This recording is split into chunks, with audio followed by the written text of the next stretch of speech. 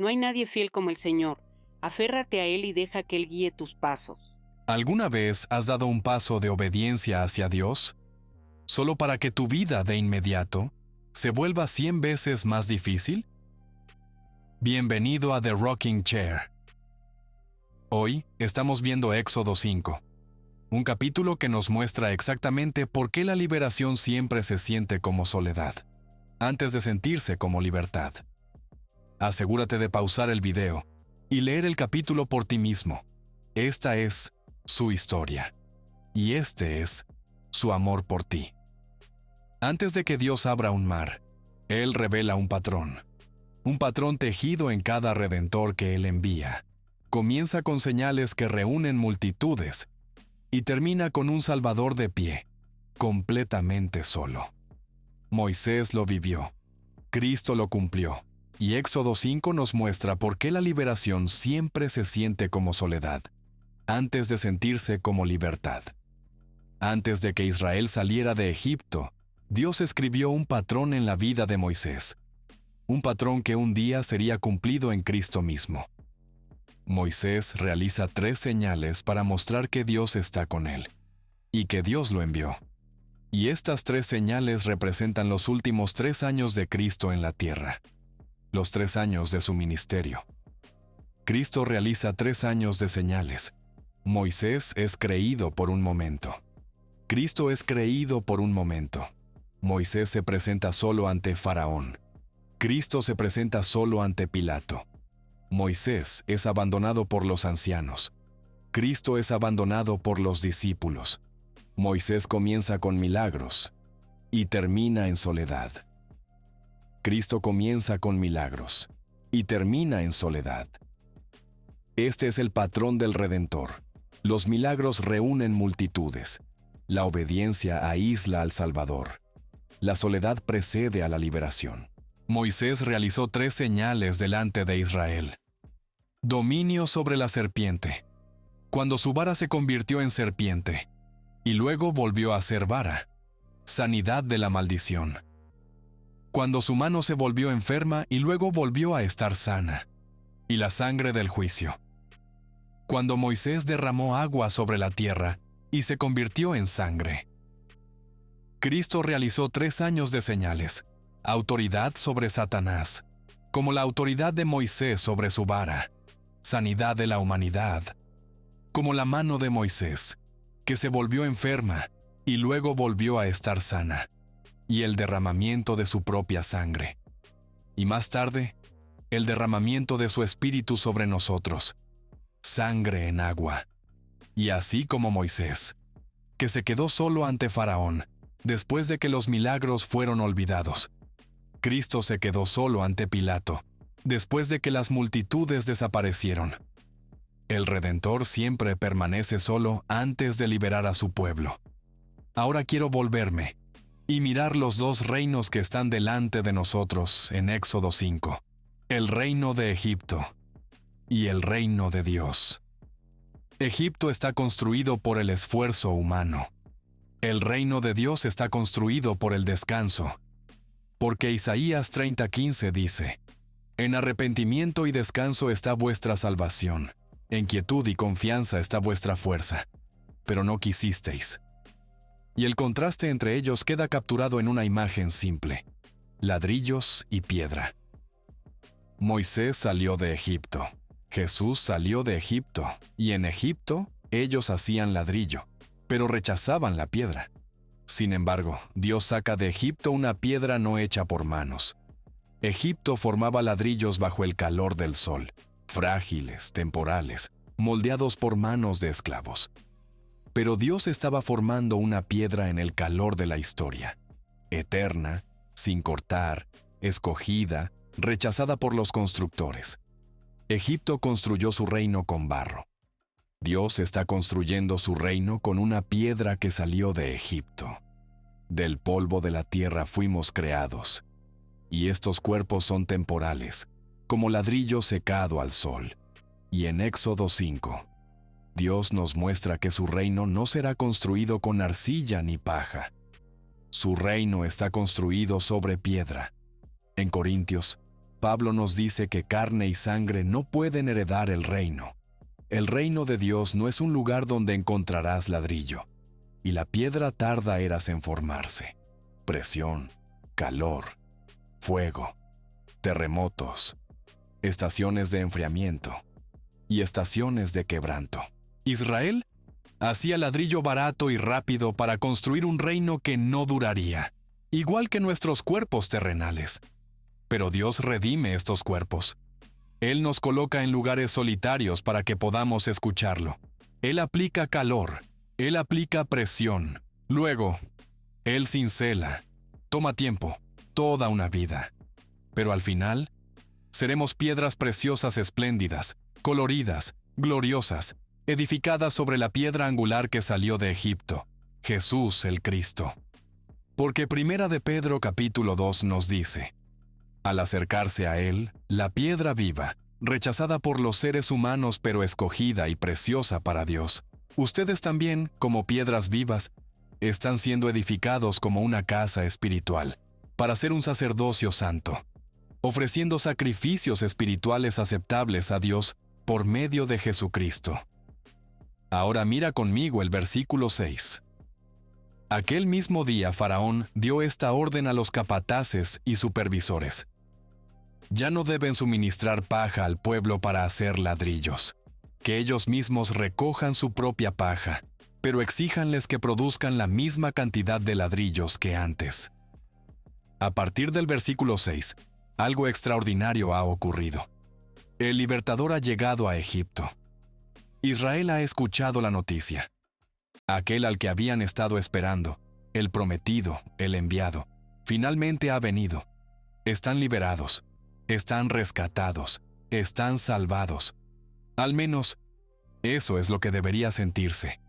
Pero en el momento en que Moisés habla, en el momento en que la salvación es anunciada, en el momento en que la esperanza entra al campamento, Faraón aumenta la carga, la presión se duplica, el dolor se intensifica, el pueblo clama en agonía. ¿Qué pasó? ¿Por qué no mejoró todo? ¿Por qué la salvación no llegó con comodidad y facilidad? Dios pudo haberlo hecho así. Él es Dios. Pudo haber chasqueado sus dedos y quebrado a Faraón en un instante.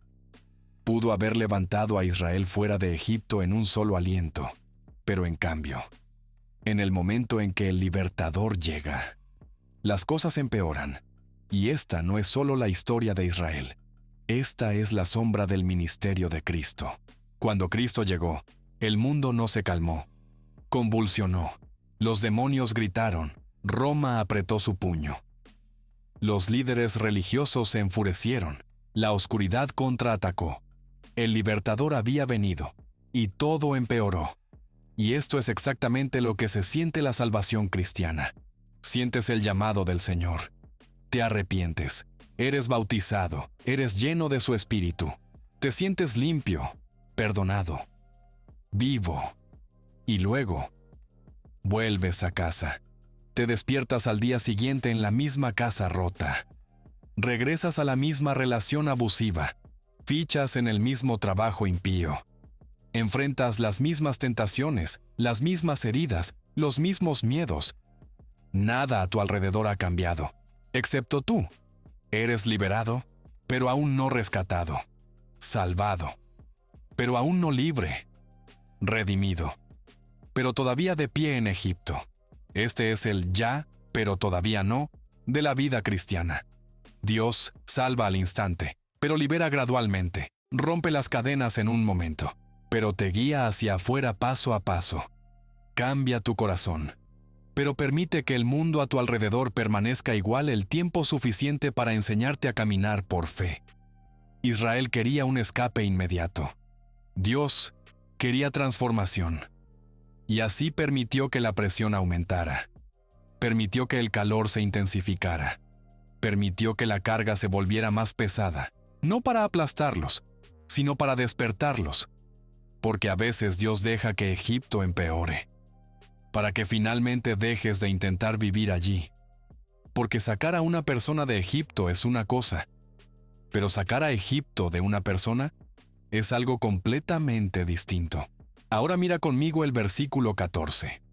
Y los capataces de Faraón golpearon a los supervisores israelitas que ellos habían puesto diciendo: ¿Por qué no han cumplido con su cuota de ladrillos, ni ayer, ni hoy, como antes? Estos supervisores eran israelitas, hombres escogidos para pararse entre los capataces y el pueblo. Por cada capataz egipcio había un supervisor hebreo que respondía directamente ante él. Y cuando el pueblo fallaba, eran los supervisores quienes eran golpeados. Estos 70 hombres más tarde se convertirían en los 70 ancianos en el desierto.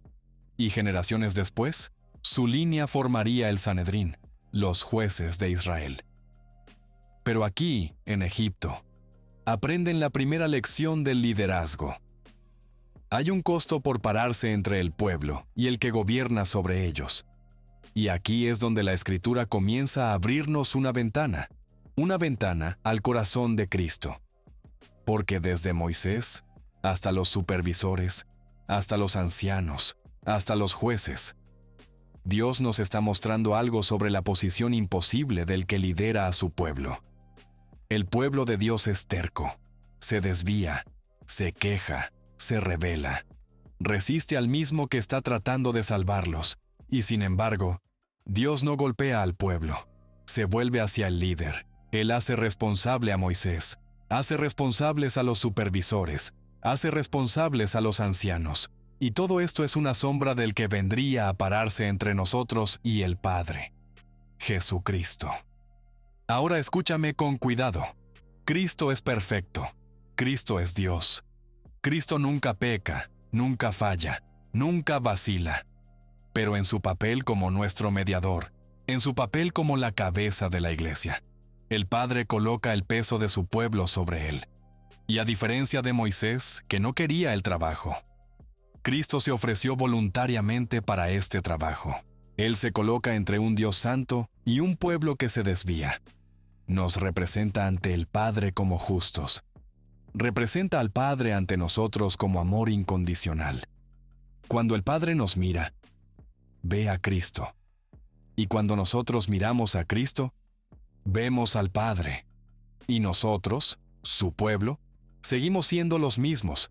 Nos quejamos, nos alejamos, nos quedamos cortos. Fallamos en cumplir la cuota, por así decirlo. Y Cristo interviene. Cristo nos cubre. Cristo intercede.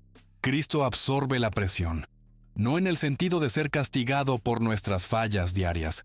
Eso fue consumado en la cruz. Sino en el sentido de que Él continuamente lleva la responsabilidad de guiar a un pueblo que lo resiste en cada paso.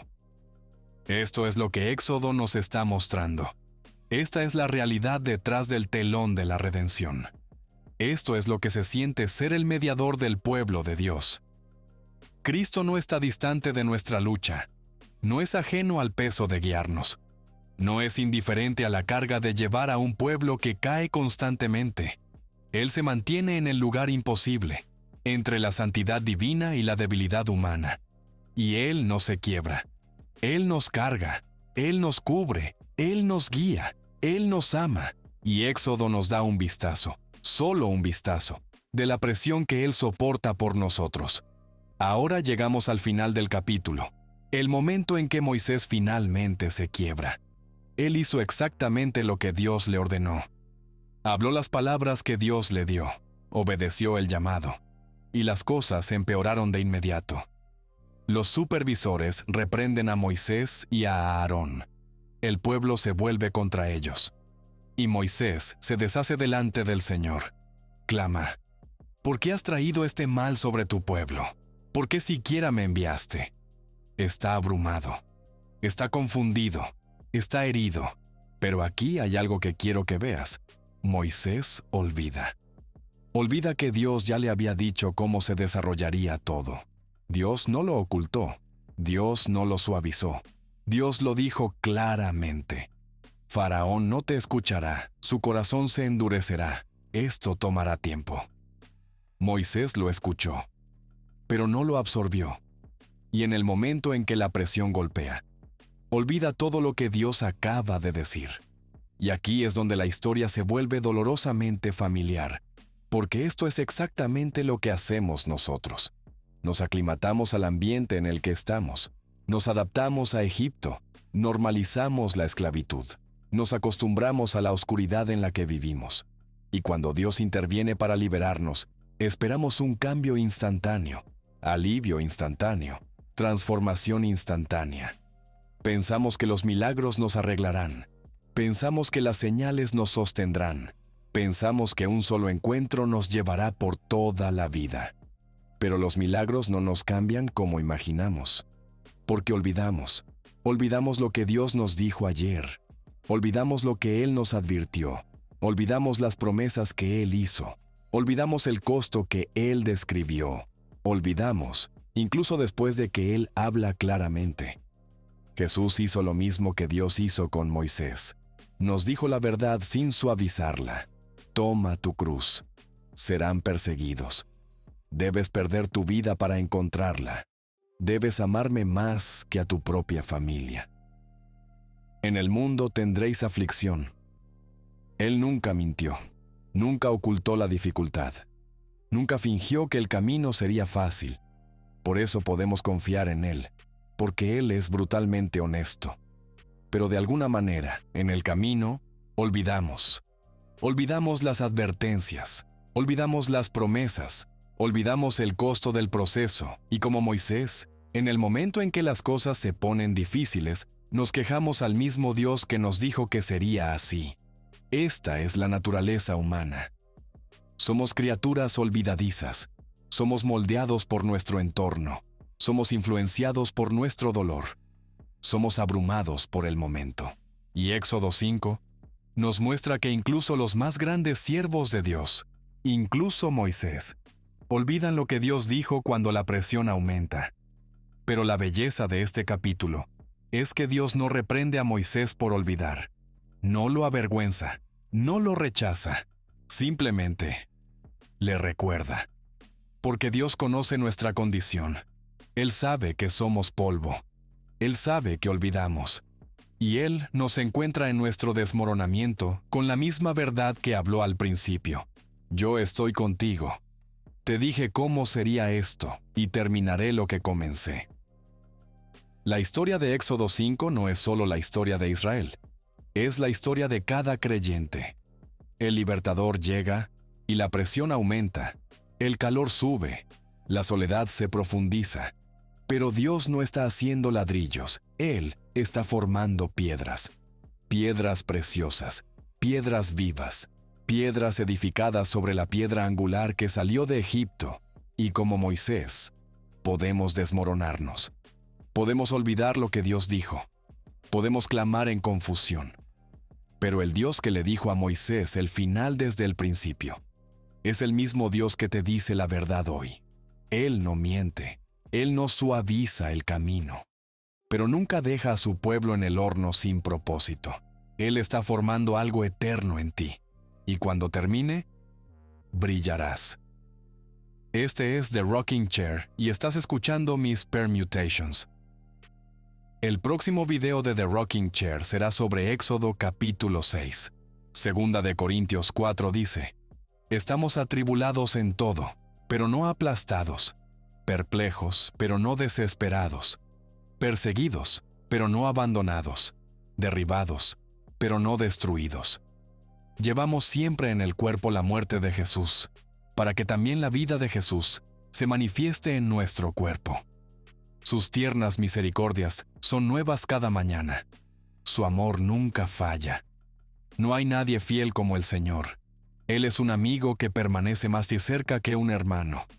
Esta es su historia. Y este es su amor por ti.